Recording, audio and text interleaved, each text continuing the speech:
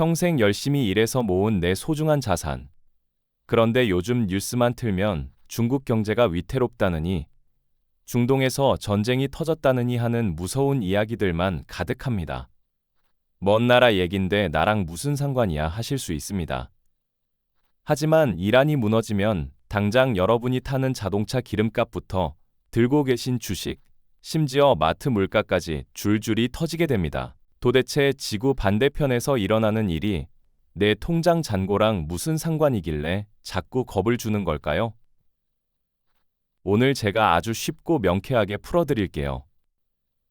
이 영상 하나만 끝까지 보셔도 시장 물가가 왜 오르는지, 내 연금을 어떻게 지켜야 하는지 그 답을 확실히 얻어가실 겁니다. 반갑습니다. 경제 루틴입니다. 복잡한 도표나 어려운 전문 용어는 다 빼고 우리 실생활에 딱 와닿는 이야기들로만 준비했습니다. 자, 본격적인 이야기를 시작하기 전에 제 질문 하나만 들어보세요. 여러분, 요즘 마트 가시면 배춧값이나 사과값 보고 깜짝 놀라시죠? 세상에. 중국이 망하면 우리나라 물가가 더 뛴다는데 그게 정말일까? 하는 걱정도 드실 거고요. 오늘은 그 궁금증을 완벽하게 해결해 드리고 다가올 경제 파도 속에서 여러분의 지갑을 든든하게 지킬 방법까지 아주 차근차근 설명해 드리겠습니다. 먼저 우리 옆 동네 중국 이야기부터 아주 깊이 있게 파헤쳐 볼까요? 사실 예전에는 중국산 물건 하면 싸구려다라는 인식이 강했잖아요. 그런데 지금은 상황이 완전히 다릅니다. 우리가 입는 옷, 쓰는 가전제품, 심지어 식탁에 올라가는 식재료와 각종 양념류까지 중국을 거치지 않은 게 거의 없거든요. 그런데 지금 이 중국 경제가 아주 큰 병에 걸렸습니다. 단순히 조금 어려운 수준이 아니라 수십 년간 쌓아온 성장의 기둥들이 뿌리째 흔들리고 있어요. 가장 큰 문제는 부동산입니다. 중국 사람들은 우리만큼이나 부동산 사랑이 유별난데요. 무리하게 돈을 빌려 건물을 짓던 거대 건설사들이 줄줄이 파산 위기에 몰렸습니다.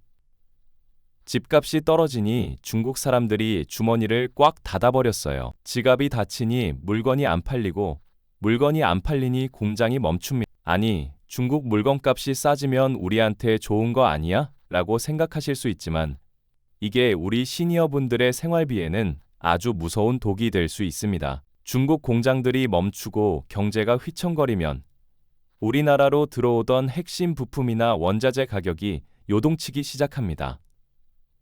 이걸 전문 용어로 공급망의 혼란이라고 하는데요.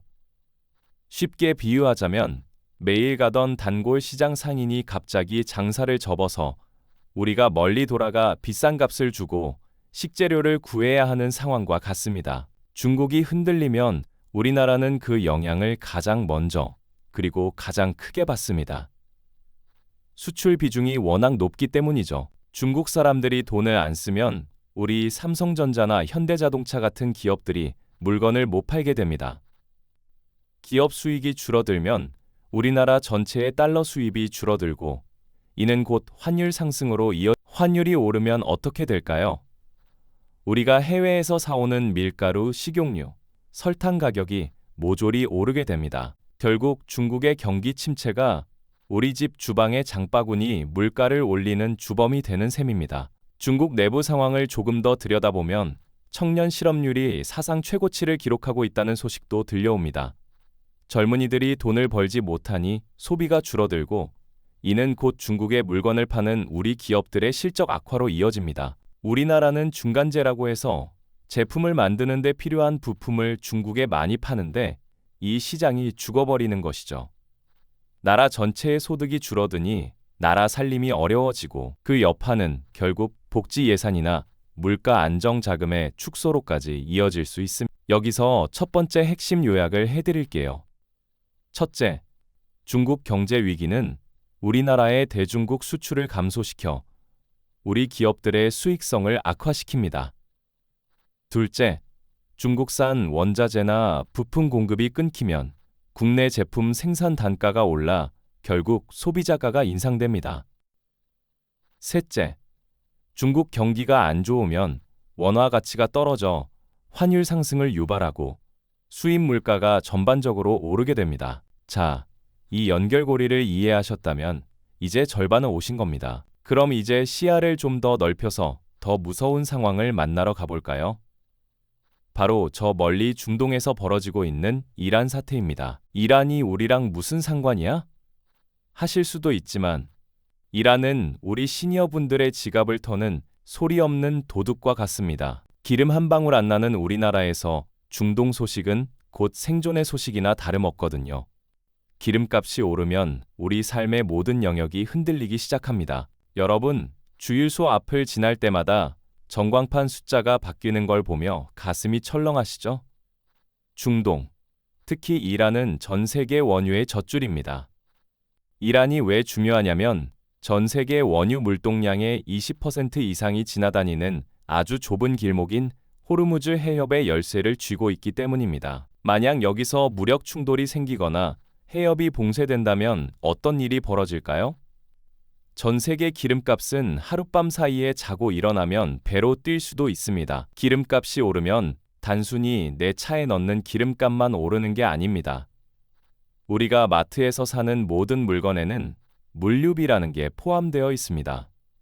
기름값이 오르면 운송비가 오르고, 운송비가 오르면 배추 가격은 당연히 따라 오르고, 배추 한 포기가 강원도 밭에서 우리 동네 마트 식탁까지 오려면 트럭이 움직여야 하고, 그 트럭은 경유를 먹고 달립니다. 이란 사태가 우리 지갑을 털어가는 방식은 바로 이런 무서운 도미노 효과입니다. 생각해 보세요.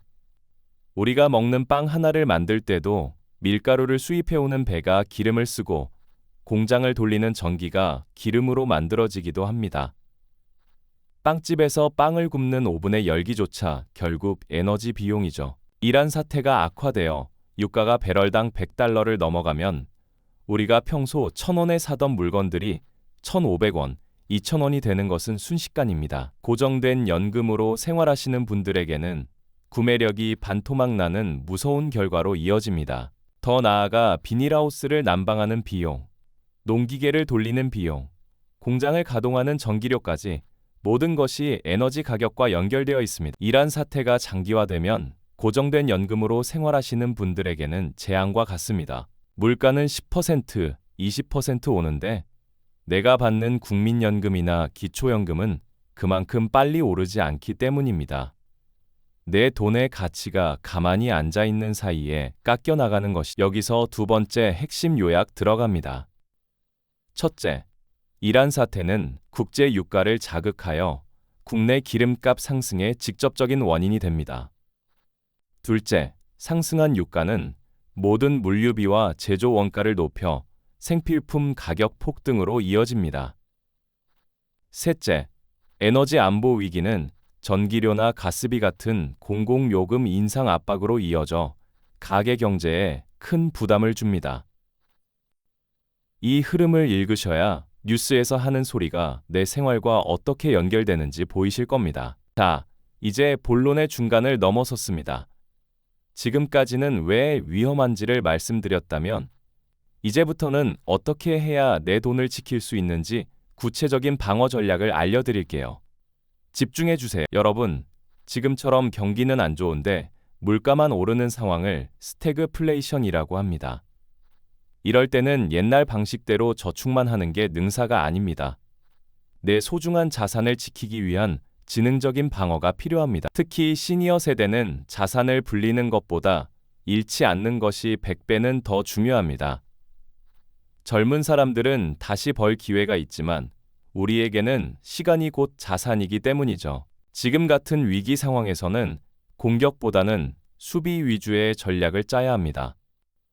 수비의 핵심은 바로 분산과 현금 흐름입니다. 내 모든 자산이 한 바구니에 담겨 있다면 그 바구니가 깨질 때 모든 것을 잃게 되니까요. 가장 먼저 체크해야 할 것은 내 자산의 구성, 즉 포트폴리오입니다.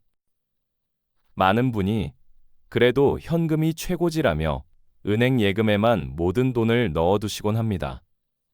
하지만 물가가 폭등할 때는 현금의 가치가 눈 녹듯 사라집니다. 1,000원에 사던 사과를 2,000원에 사야 한다면 내 현금 가치는 반토막 난 것이니까요. 이를 방어하기 위해서는 물가가 오를 때 같이 가치가 오르는 자산에 눈을 돌려야 합니다. 그 대표적인 게 바로 금입니다. 금은 인류 역사상 가장 오래된 안전자산이죠. 화폐 가치가 떨어질 때 유일하게 제 가치를 유지하거나 오히려 오르는 성질이 있습니다. 큰 돈을 한꺼번에 투자하라는 말씀이 절대 아닙니다. 여유 자금의 일부를 금 통장이나 한국거래소 금 시장을 통해 조금씩 나누어 담는 지혜가 필요합니다. 금은 전 세계 어디서나 통용되는 진짜 돈이기 때문입니다. 두 번째 전략은 달러입니다. 우리나라는 원화라는 돈을 쓰지만 국제사회의 진짜 주인은 달러입니다. 중국이나 이란 사태처럼 전 세계적인 위기가 오면 사람들은 안전한 달러로 몰립니다. 그러면 달러 값이 오르죠.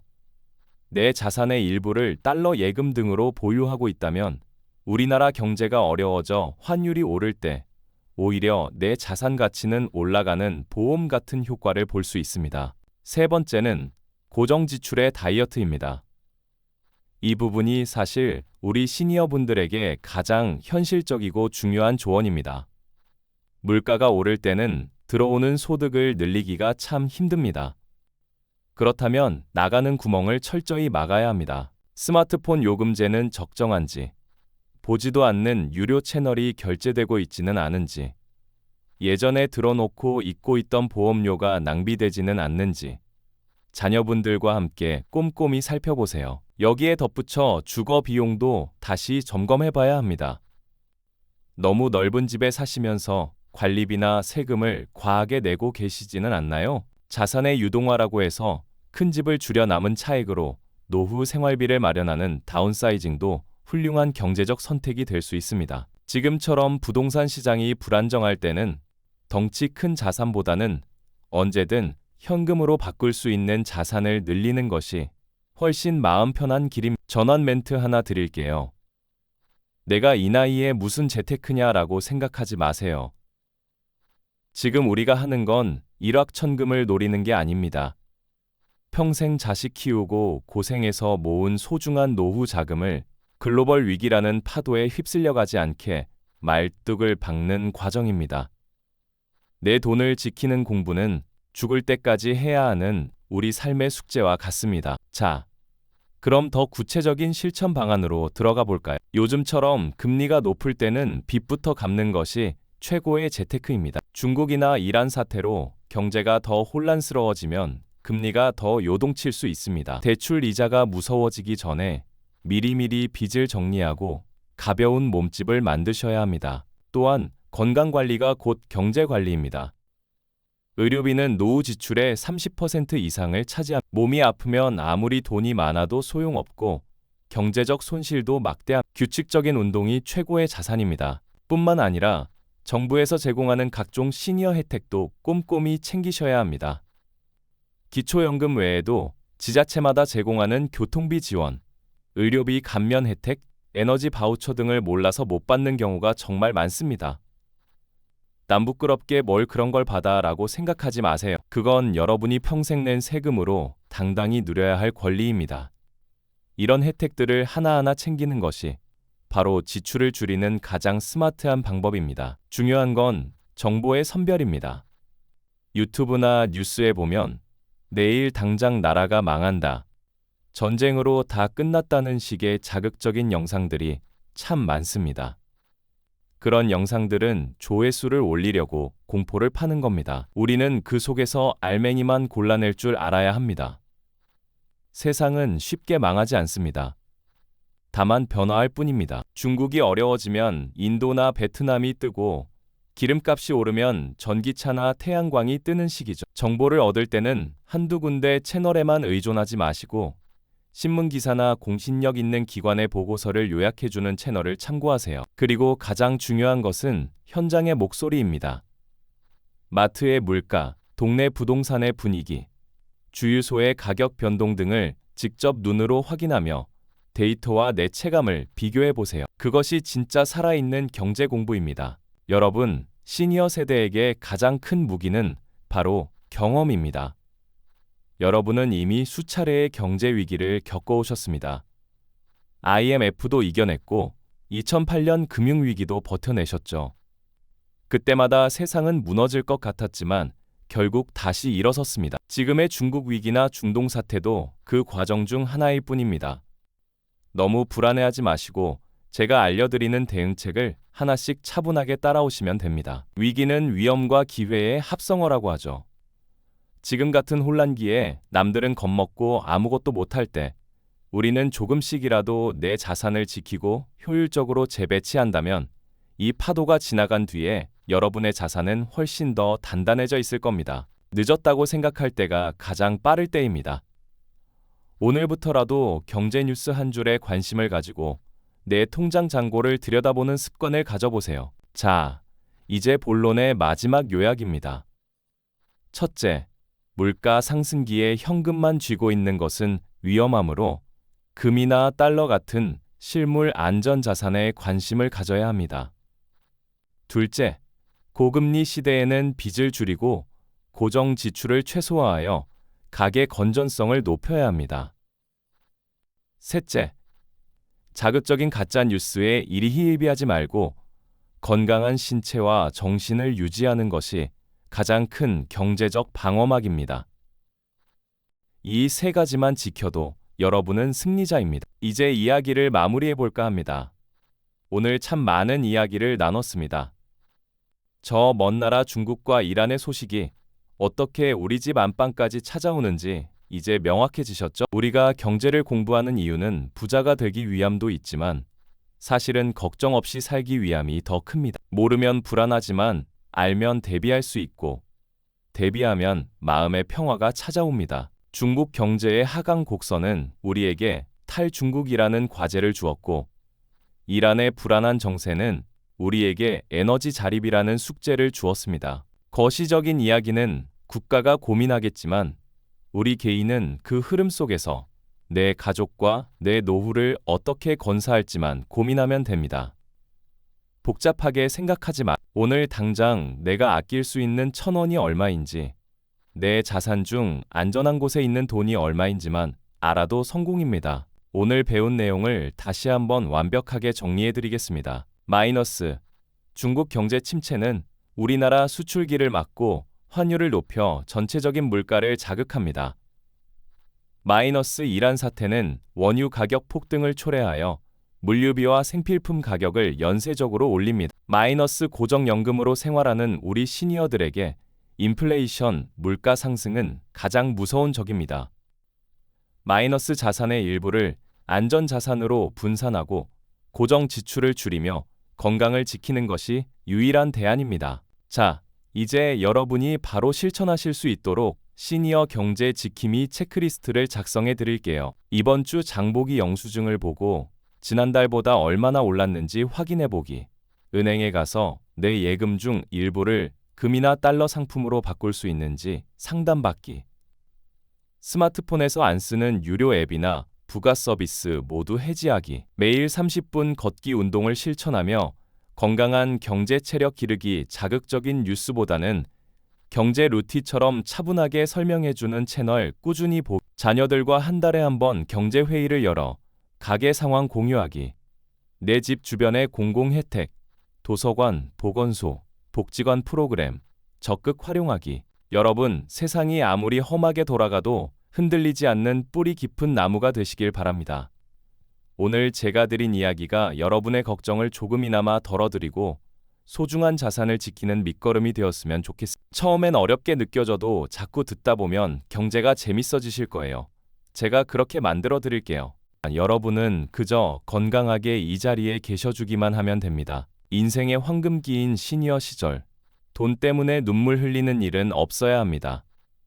그러기 위해서는 끊임없이 배우고 적응해야 합니다. 경제는 생물과 같아서 늘 변하지만 그 변화의 흐름을 타는 법을 배우면 파도는 더 이상 무서운 존재가 아니라 우리를 목적지까지 데려다줄 동력이 됩니다. 오늘 여러분은 그 파도를 타는 법의 기초를 완벽하게 배우셨습니다. 오늘 내용이 유익하셨나요?